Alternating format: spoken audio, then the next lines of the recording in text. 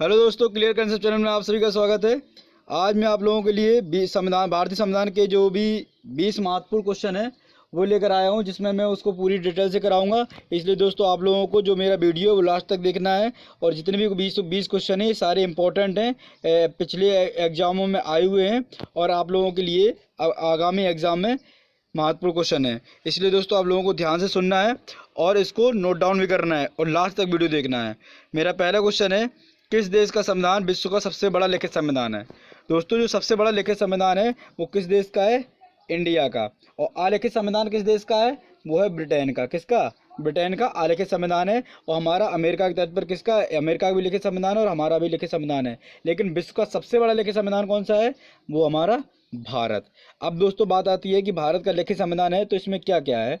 तो दोस्तों जब ये लागू हुआ था, जब ये भारत संविधान लागू हुआ था, तब इसमें कितने आर्टिकल थे? अनुच्छेद कितने थे? 395। पार्ट कितने थे? भाग जो थे वो थे 22 भाग थे, 395 आर्टिकल थे और 8 अनुसूचियाँ थी। कितनी थी? 8 अनुसूचियाँ थी।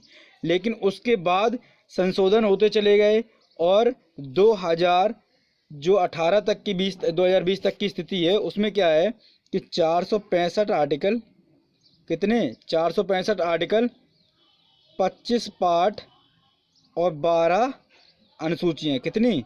12 अनुसूचियाँ, 25 पार्ट, 465 आर्टिकल दिए गए हैं दोस्तों। तो ये सबसे बड़ा लिखित संविधान है किसका? भारत का।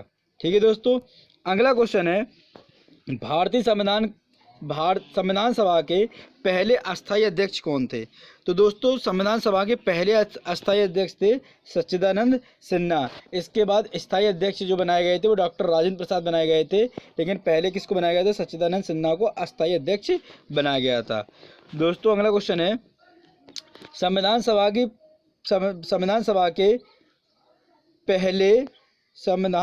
के पहले स्थायी अध्यक्ष कौन है? तो मैंने अभी पीछे वाले क्वेश्चन बताया था, डॉक्टर राजेंद्र प्रसाद। और स्थायी अध्यक्ष डॉक्टर सच्चिदानंद सिन्हा।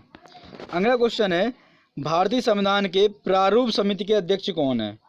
तो दोस्तों जो प्रारूप समिति के अध्यक्ष हैं वो कौन है? डॉक्टर भीमराव अंबेडकर। कौन है?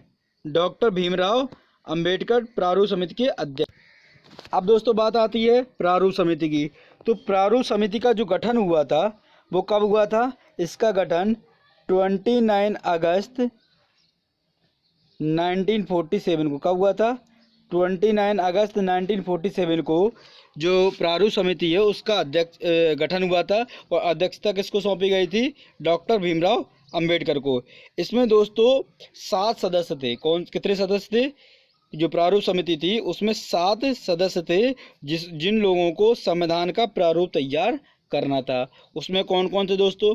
डॉक्टर भीमराव अंबेडकर जो अध्यक्ष थे, N Gopal Swami Ayyangar, Alladi Krishna Swami Iyer, doctor K M. Munshi, Syed Mohammad Saadulla, N Madhavrao, T T. Krishnachari. कौन कौन से? टी.टी. कृष्णाचारी। अब दोस्तों एक बार फिर से सुन लो, डॉक्टर भीमराव अंबेडकर।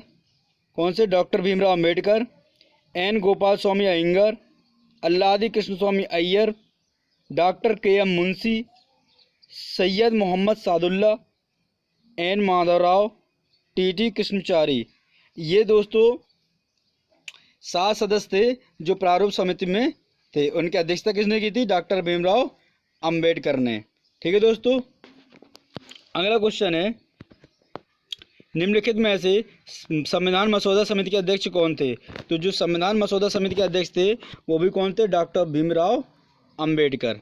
अगला क्वेश्चन दोस्तों, मसौदा समिति ने भारतीय संविधान को किस भाषा में लिखा है? तो वो अंग्रेजी और हिंदी में लिखा गया है मसौदा समिति को। ठीक है दोस्तों, अगला क्वेश्चन है, संविधान सभा का सदस्य कौन नहीं था? तो संविधान सभा में जो मैंने अभी बताए हुए थे, लेकिन उनमें से ये डॉक्टर राजेंद्र प्रसाद भी थे, सरदार पटेल भी थे, जी.वी. महाबलंकर भी थे। तो था कौन नहीं? कौन नहीं था? महात्मा गांधी ये संविधान सभा के अध्यक्ष सदस्य नहीं थे। ठीक है दोस्तों, अगला क्वेश्चन है, भारतीय संविधान का गठन किसके द्वारा किया गया था? तो भारतीय संविधान का गठन किसके द्वारा किया गया था? विधानसभा के द्वारा। अब दोस्तों बात आती है, अगला क्वेश्चन है, भारत का संविधान दिवस कब मनाया जाता है? तो भारत का संविधान दिवस है वो 26 नवंबर को मनाया जाता है। कब मनाया जाता है? 26 नवंबर को मनाया जाता है। जो दोस्तों पारित हुआ था जब हमारा संविधान, तब कब पारित हुआ था? तो 26 नवंबर 1949 को ये पारित हुआ था। ठीक है दोस्तों। इसके बाद क्या हुआ कि और ये जो अस्तित्व में कब आया? तो 26 जनवरी 1950 को ये अस्तित्व में आया।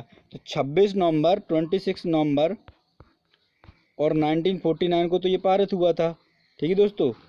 और अस्तित्व में कब आया था? 26 जैन 1950 को अस्तित्व में आया था। दोनों चीज़ें अलग अलग हैं। ठीक है। तो इसलिए हम 26 नवंबर 1949 को पारित किया गया था, इसलिए ये स्थापना हुई थी। इसलिए 26 नवंबर को हम क्या बनाते हैं? संविधान दिवस मनाते हैं दोस्तों। अगला क्वेश्चन है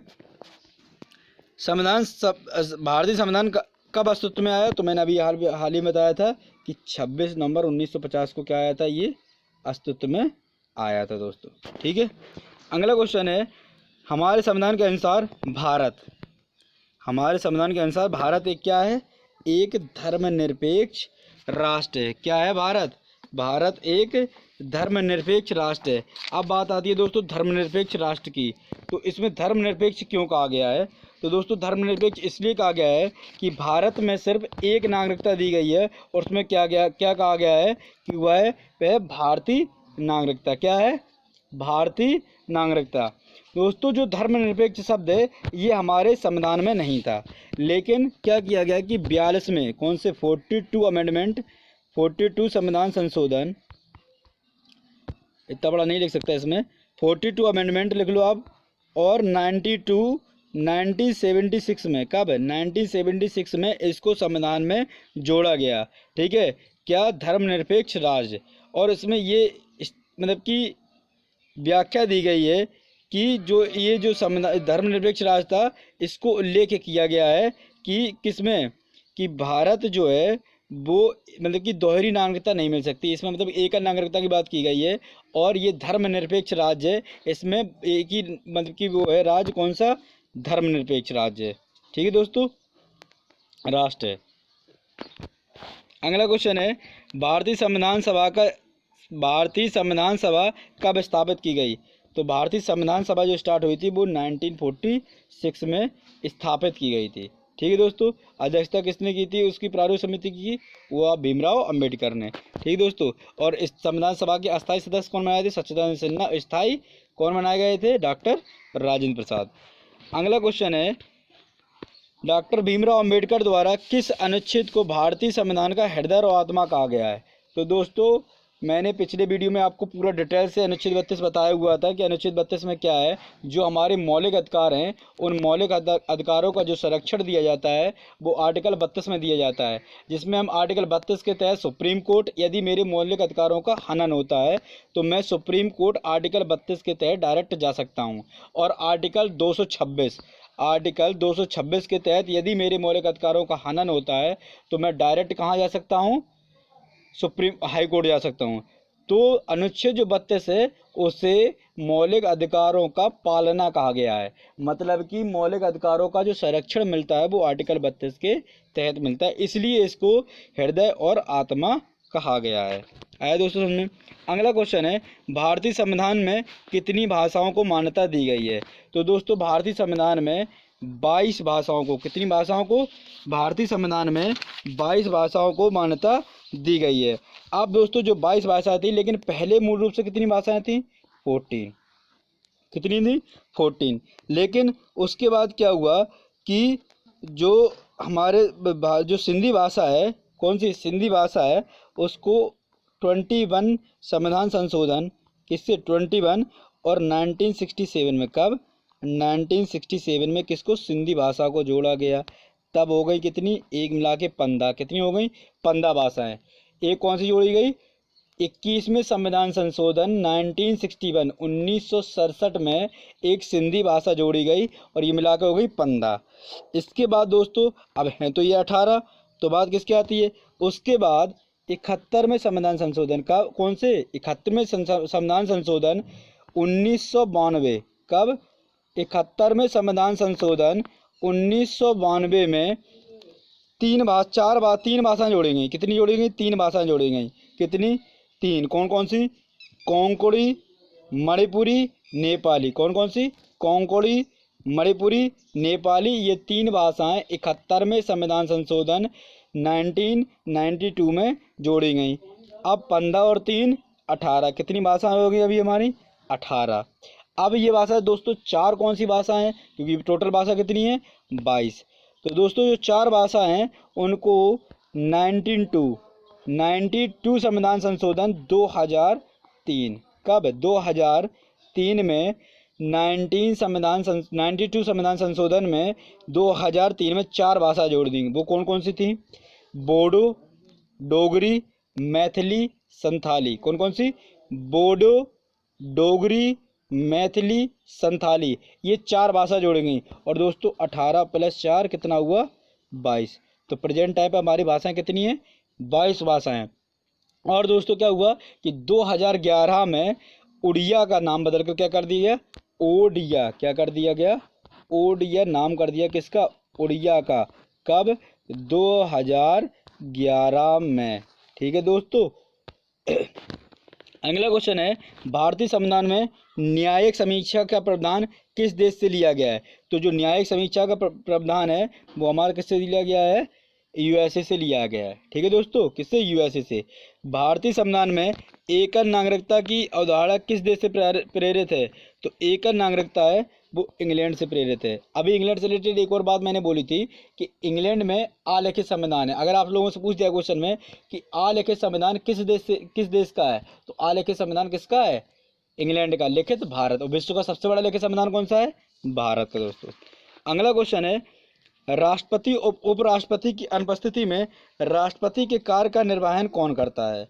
तो राष्ट्रपति के कार्य का निर्वहन कौन करता है? मुख्य न्यायाधीश। कौन करता है? भारत का जो चीफ जस्टिस ऑफ इंडिया होता है वो करता है। और इस समय कितने न्यायाधीश हैं सर्वोच्च न्यायालय में? तो 34 न्यायाधीश हैं। मुख्य न्यायाधीश कौन है? शरद अरविंद बोबड़े। कौन से हैं? शरद अरविंद बोबड़े अभी पर प्रेजेंट में वर्तमान काल में वो मुख्य न्यायाधीश हैं। अगला क्वेश्चन है, भारत के राष्ट्रपति को उसके पद से कौन हटा सकता है? तो भारत के राष्ट्रपति को संसद हटा सकती है। इसका मतलब क्या है कि भारत के राष्ट्रपति को जो भी संसद, जैसे लोकसभा है, राज्यसभा है और विधानसभा के चुने हुए सदस्य, ठीक है, और जो राष्ट्रपति के द्वारा 12 राज्यसभा में और 2 लोकसभा में मनोनीत किए जाते हैं, वो भी इस प्रक्रिया में भाग ले सकते हैं। मैंने आपको पिछले वीडियो में पूरा डिटेल से बताया था कि राष्ट्रपति के महाभियोग में कौन भाग ले सकता है, कौन कौन इसमें लगा सकता है, कि किन किन के द्वारा ये लगाया जाता है। तो जैसे वोटिंग प्रक्रिया में जब राष्ट्रपति का निर्वाचन होता है तब दिल्ली, केंद्र शासित प्रदेश और पुडुचेरी, इसके जो भी एमएलए होते हैं वो इसमें भाग लेते हैं। लेकिन जब राष्ट्रपति का क्या होता है, जब राष्ट्रपति का महाभियोग राष्ट्रपति पे लगता है और तब उसकी प्रक्रिया चलती है महाभियोग की, तब उसमें भाग ये लोग नहीं लेते हैं। सिर्फ कौन कौन लेता है? तो लोकसभा लेती है, राज्यसभा लेती है, और जो भी मनोनीत राष्ट्रपति के द्वारा 12 राज्यसभा में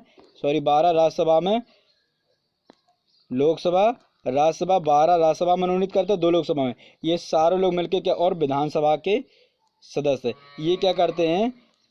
राष्ट्रपति के महाभियोग में, और किसके? आर्टिकल 61 के तहत राष्ट्रपति पर महाभियोग के द्वारा लगाया जा सकता है। कि कौन से आर्टिकल? आर्टिकल 61। इससे संसद के द्वारा ये राष्ट्रपति पर महाभियोग लगाया जा सकता है, राष्ट्रपति को संसद हटा सकती है। लेकिन उससे पहले, महाभियोग लगाने से पहले राष्ट्रपति जी को 14 दिन से पहले नोटिस देना मस्ट है, जरूरी है। ठीक है दोस्तों। अगला क्वेश्चन है, सबसे कम समय के लिए भारत के राष्ट्रपति कौन से बने हुए हैं? तो दोस्तों सबसे कम समय के लिए भारत के राष्ट्रपति कौन है? ठीक है, इसमें लिख लेना दोस्तों कौन है। तो कौन है राष्ट्रपति दोस्तों? डॉक्टर जाकिर हुसैन। कौन से? डॉक्टर जाकिर हुसैन। अगला है क्वेश्चन, भारतीय संविधान में कितने मौलिक अधिकार हैं? तो दोस्तों भारतीय संविधान में कितने मौलिक अधिकार हैं? 6 मौलिक अधिकार हैं। बेसिकली कितने थे पहले? 7 थे, लेकिन एक मौलिक अधिकार हटा दिया भी गया। और वो कौन सा हटा दिया गया दोस्तों? वो 30वां। कौन सा 30वां हटा दिया गया है? जो संपत्ति का अधिकार था।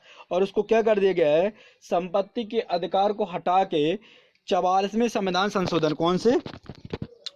44वें संविधान संशोधन 1978। कब? 1978 44वें संविधान संशोधन के तहत इसको क्या किया गया? हटा के भाग 12 पार्ट 12, कितने टोटल पार्ट? 12 ही तो हैं, तो पार्ट 12, ठीक है, पार्ट 12 में 25 पार्ट हैं, ठीक है, तो 12 अनुसूचियाँ हैं। पहले 8 थी, अब 12 हो गई, और 22 पार्ट थे, वो 25 हो गए, ठीक है। 465 आर्टिकल हो गए 395 से। पार्ट भाग 12 में इनको किसको? 30 संपत्ति के अधिकार को हटा के 44वें संविधान संशोधन 1978 में भाग 12 में किसमें? 300A, आर्टिकल 301 कानूनी अधिकार बना दिया गया है। ठीक है दोस्तों, क्या बनाया गया है? कानूनी। तो अब 7 थे, 1 हट गया, कितने बचे हमारे? 6 मौलिक अधिकार बचे। मैंने जो इसका संविधान से रिलेटेड 6 जो आपको बताया है, इसमें मैंने जो पहला वीडियो मेरा था उसमें मैंने 6 को ही डिस्कस किया है, डिटेल से बताया है। इसलिए आप लोगों को यदि मौलिक अधिकार के बारे में समझना है तो मेरा पहला वीडियो देखना जरूरी है, तो आपको सही से समझ में आ जाएगा।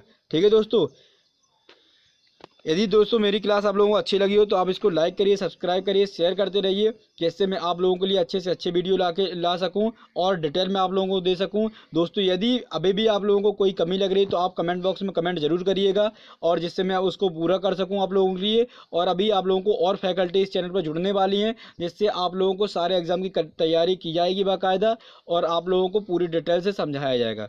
थैंक यू दोस्तों।